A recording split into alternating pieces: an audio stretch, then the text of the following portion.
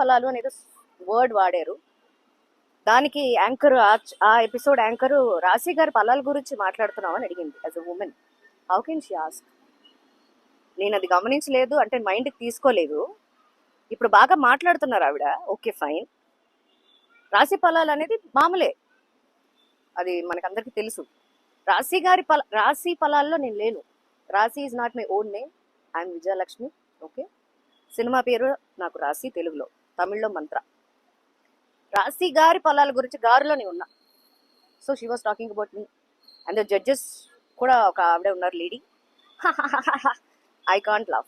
నేను ఆ ప్లేస్లో ఉండుంటే ఒక నిమిషం అండి ఆపేసి, ఏంటండి what is this, why are using this రాశి గారి ఫలాలు అని ఎందుకంటే అనవసరం కదా, అనవసరంగా ఎందుకు.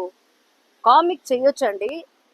బాడీ షేమింగ్ అనేది చేయడానికి కన్న తల్లికి కన్న తండ్రికి కూడా రైట్ లేదు.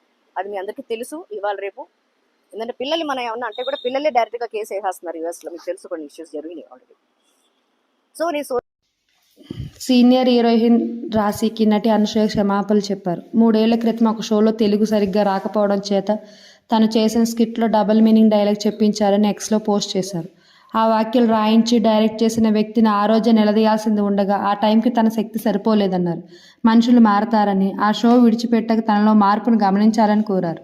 గతంతో పోలిస్తే తాను చాలా శక్తివంతంగా మారానని పోస్ట్ చేశారు.